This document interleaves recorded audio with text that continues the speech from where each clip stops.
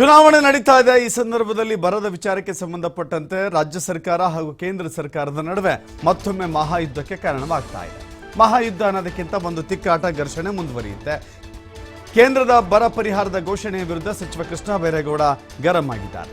ರಾಜ್ಯ ಸರ್ಕಾರಕ್ಕೆ ಇನ್ನೂ ಅಧಿಕೃತವಾಗಿ ಕೇಂದ್ರದ ಕಾರ್ಯಾದೇಶ ತಲುಪಿಲ್ಲ, ಅವರು ಕೊಡರ್ ಬಂದಿಲ್ಲ. ನಾವು 18,000 ಕೋಟಿ ಕೇಳಿದ್ವಿ, ಕೊಟ್ಟಿದ್ದು 3,500 ಕೋಟಿ ಮಾತ್ರ. ರಾಜ್ಯಕ್ಕೆ ಮತ್ತೆ ಮಲತಾಯಿ ಧೋರಣೆ ತೋರ್ತಾ ಇದೆ ಕೇಂದ್ರ ಅಂತ ವಾಗ್ದಾಳಿ ಮಾಡಿದ್ದಾರೆ. ಮನವಿ ಮಾಡಿದ್ರೂ ನಯಾ ಪೈಸೆ ಬಿಡುಗಡೆ ಮಾಡಿರಲಿಲ್ಲ ಮೋದಿ ಸರ್ಕಾರ. ಅನಿವಾರ್ಯವಾಗಿ ಕೋರ್ಟ್ಗೆ ಹೋಗಿ ಹೋರಾಟ ಮಾಡಬೇಕಾಯಿತು. ಅಫಿಡವಿಟ್ ಹಾಕಿದ್ರಲ್ಲ, ಆ ಕಾರಣಕ್ಕಾಗಿ ಕೊನೆಯ ನ್ಯಾಯಬದ್ಧ ಪರಿಹಾರವನ್ನು ಕಾನೂನಿನ ಮೂಲಕವೇ ಪಡಿಬೇಕಾಯಿತು. ಆದರೆ ಇವರು ಕೊಟ್ಟಿರುವ ಹಣ ಯಾವುದಕ್ಕೂ ಸಾಲೋದಿಲ್ಲ. ಉಳಿದ 15,000 ಕೋಟಿ ಪರಿಹಾರಕ್ಕಾಗಿ ಮತ್ತೆ ಪತ್ರ ಬರೀತೇವೆ. ಈಗ ರಿಲೀಸ್ ಆಗುವ ಹಣವನ್ನು 10 ದಿನದಲ್ಲಿ ರೈತರಿಗೆ ಕೊಡ್ತೇವೆ. ರಾಜ್ಯದ ಪರ ಮಾತನಾಡುವ ಧೈರ್ಯ ಬಿಜೆಪಿಯವರಿಗೆ ಇಲ್ಲ. ಪೂರ್ಣ ಹಣವನ್ನು ರೈತರ ಬ್ಯಾಂಕ್ ಅಕೌಂಟ್ಗೆ ಹಾಕ್ತೇವೆ, 10 ದಿನಗಳ ಒಳಗೆ ಹಾಕ್ತೇವೆ, ಡಿಸೆಂಬರ್ 20ರಂದೇ ಬಿಡುಗಡೆ ಮಾಡ್ತೀವಿ ಅಂತ ಹೇಳಿದರು. ಪ್ರಧಾನಿಗಳ ಭೇಟಿ ವೇಳೆ ಈ ಮಾತನ್ನು ಹೇಳಿದರು. ಆದರೆ ಇದೀಗ ಕಾನೂನಿನ ಪ್ರಕಾರ ಕೊಡಬೇಕಾಯಿತು. ಕೋರ್ಟ್ ನಮಗೆ ನ್ಯಾಯ ಕೊಡಿಸಿದೆ, ಕೇಂದ್ರ ಸರ್ಕಾರ ನ್ಯಾಯ ಕೊಟ್ಟಿಲ್ಲ. ಆದರೂ ಕೂಡ ಅದರಲ್ಲೂ ಕೂಡ ಕಡಿಮೆ ಹಣವನ್ನು ಕೊಟ್ಟಿದ್ದಾರೆ ಅಂತ ಹೇಳಿದ್ದಾರೆ. ಜೊತೆಗೆ ಸೋಮವಾರ ಕೋರ್ಟ್ನಲ್ಲಿ ಮತ್ತೆ ಚರ್ಚೆ ಆಗುತ್ತೆ. ಅದಕ್ಕೆ ಕೇಂದ್ರದ ಪರ ವಕೀಲರೇ ಉತ್ತರ ಕೊಡ್ಬೋದು. ನಮ್ಮ ಹೋರಾಟ ಮುಂದುವರಿಸಬೇಕಾಗತ್ತೆ, ನಾವು ಅವರಿಗೆ ಸಲಾಂ ಹೊಡೆಯೋದು, ಗುಲಾಮಗಿರಿ ಮಾಡೋದು ಬೇಕಾಗಿಲ್ಲ ಅಂತ ಹೇಳಿದ್ದಾರೆ.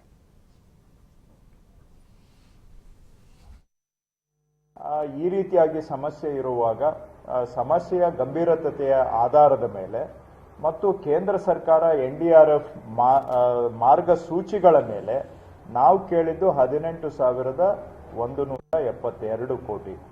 ಆದರೆ ಕೇಂದ್ರ ಸರ್ಕಾರ ನಮಗೆ ಕೊಟ್ಟಿರ್ತಕ್ಕಂಥದ್ದು ಸುಮಾರು 3,400 ಕೋಟಿಯಷ್ಟು ಹಣವನ್ನು ಕೊಟ್ಟಿದ್ದಾರೆ. ಇದು ನಾವು ಕೇಳಿದ ಮೊತ್ತಕ್ಕೆ ನೋಡಿದಾಗ ಬಹಳ ಅಲ್ಪ ಮೊತ್ತವನ್ನು ಕೇಂದ್ರ ಸರ್ಕಾರ ಕೊಡೋದ್ರ ಮುಖಾಂತರ ಮತ್ತೊಮ್ಮೆ ಕರ್ನಾಟಕದ ಮೇಲೆ ಮಲತಾಯಿ ಧೋರಣೆ ನಡೆಸ್ತಾ ಇದ್ದಾರೆ ಅನ್ನೋದಕ್ಕೆ ಇದೇ ಸಾಕ್ಷಿ. ಕೇಳಿದ್ದು 18,172, ಆದರೆ ಕೊಟ್ಟಿರೋದು 3,400 ಕೋಟಿ ಆಸ್ಪಾಸ್ನಲ್ಲಿ ಕೊಟ್ಟಿದ್ದಾರೆ. ಅಂದರೆ ಮತ್ತೊಮ್ಮೆ ಕರ್ನಾಟಕಕ್ಕೆ ಅನ್ಯಾಯ ಮಾಡಿದ್ದಾರೆ ಅನ್ನೋದು ಇದರಿಂದ ಸ್ಪಷ್ಟ ಆಗುತ್ತೆ. ಸೊ ಎಲ್ಲೂ ಕೂಡ ಅವರು ರಾಜ್ಯ ಸರ್ಕಾರದ ಒಂದು ನಮ್ಮ ಮನವಿಯನ್ನ ಹಾಗೂ ಟೈಮ್ ಲೈನ್ ಅನ್ನ ಎಲ್ಲೂ ಕೂಡ ಪ್ರಶ್ನೆ ಮಾಡಿಲ್ಲ. ಇದರ ಅರ್ಥ ರಾಜ್ಯ ಸರ್ಕಾರ ಸಮಯಕ್ಕೆ ಸರಿಯಾಗಿ ಮನವಿಯನ್ನ ಕೊಟ್ಟಿತ್ತು ಹಾಗೂ ನಾವು ಕೊಟ್ಟಂತ ಮನವಿ ಬಹಳ ಕರಾರುವಕ್ಕಾಗಿತ್ತು, ಪಕ್ಕಾ ಇತ್ತು, ಪರ್ಫೆಕ್ಟ್ ಆಗಿತ್ತು ಅನ್ನೋದಕ್ಕೆ ಅವರ ವಕೀಲರ ನಿಲುವೇ ಇದಕ್ಕೆ ಸಾಕ್ಷಿ. ಇಷ್ಟಾದ ಮೇಲೆ 2 ಹಿಯರಿಂಗ್ ಆಗಿ ಇವತ್ತು ಕೊನೆಗೆ ಕರ್ನಾಟಕದ ಕಾನೂನು ಹೋರಾಟಕ್ಕೆ ಕೋರ್ಟ್ ಮುಖಾಂತರ ನಾವು ಹೋಗಿ ಮಾಡಿದಂತ ಹೋರಾಟದ ಪ್ರತಿಫಲವಾಗಿ ಇವತ್ತು ರಾಜ್ಯಕ್ಕೆ ಬರಬೇಕಾದಂತ ಪರಿಹಾರ ಹಣ ಬಂದಿದೆ. ಇದು ಯಾವತ್ತೂ ಕೂಡ ಹಿಸ್ಟ್ರಿಯಲ್ಲಿ ಬರ ಪರಿಹಾರಕ್ಕೆ, ಪ್ರಕೃತಿ ವಿಕೋಪ ಅಂದ್ರೆ ಅತಿವೃಷ್ಟಿಗೆ ಕೋರ್ಟ್ಗೆ ಹೋಗ್ತಕ್ಕಂಥ ಪ್ರಸಂಗಗಳು ಬರಲೇಬಾರದು. ಇದು ಕಾನೂನುಬದ್ಧವಾಗಿ ನಮಗೆ ಬರಬೇಕಾಗಿರ್ತಕ್ಕಂಥ ಹಣ, ತೆರಿಗೆಯಲ್ಲಿ ನಮ್ಮ ಪಾಲು ಇದು. ಇಲ್ಲಿವರೆಗೂ ನಮಗೆ ಬಂದಿರುವ ಅನಧಿಕೃತ ಮಾಹಿತಿ, ಯಾಕಂದ್ರೆ ನಮಗೆ ಯಾವುದು ಲೆಟರ್ ಬಂದಿಲ್ಲ, ನಮ್ಮ ಅಧಿಕಾರಿಗಳೇ ಹಣಕಾಸು ಇಲಾಖೆಗೆ ಮಾತನಾಡಿ ಕೇಳಿದಾಗ ಅವರು ಹೌದು ಈ ರೀತಿ ತೀರ್ಮಾನ ಆಗಿದೆ ಅಂತ ಹೇಳಿದ್ದಾರೆ. ಅವರು ಕೂಡ ಆರ್ಡರ್ ಕಾಪಿಯನ್ನ ನಮ್ಮ ರೆಸಿಡೆಂಟ್ ಕಮಿಷನರ್ಗೆ ಕಳಿಸ್ಕೊಟ್ಟಿದ್ದಾರೆ.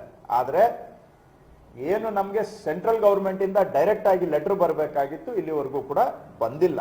ಅದೆಲ್ಲ ಇರ್ಲಿ ಒಂದ್ ಕಡೆಗೆ. ಅದರ ಪ್ರಕಾರ ನೋಡಿದಾಗ ಇದು 1ನೇ ಕಂತು, 2ನೇ ಕಂತು ಇದೆ ಅನ್ನುವಂತಹದ್ದು ಎಲ್ಲೂ ಕೂಡ ಇಲ್ಲ. ಇಷ್ಟೇ ನಿಮ್ಮ ಮನವಿಗೆ ಪ್ರತಿಯಾಗಿ ಇಷ್ಟೇ ತೀರ್ಮಾನ ಅನ್ನುವಂತಹದ್ದು ಇದೆ. ಹಾಗಾಗಿ ಎಲ್ಲೂ ಕೂಡ ಇನ್ನ ಹೆಚ್ಚುವರಿಯಾಗಿ ಕೊಡ್ತೇವೆ ಅನ್ನುವಂತ ಮಾತು ಇಲ್ಲ. ಆದ್ರೂ ಕೂಡ ನಾವು ಅವರಿಗೆ ಪತ್ರ ಬರೆದು, ಆದಷ್ಟು ಇವತ್ತೇ ಪತ್ರ ಬರೆದು ಅಡಿಷನಲ್ ಆಗಿ ನಾವು ಇಷ್ಟು ಕೇಳಿದ್ವಿ, ಇನ್ನು ಕೊಡಬೇಕು, ನಮಗೆ ಇದು ಸಾಲೋದಿಲ್ಲ ಅನ್ನುವಂತ ಪತ್ರವನ್ನ ನಾವು ಇವತ್ತೇ ಅವರಿಗೆ ಬರೀತೇವೆ.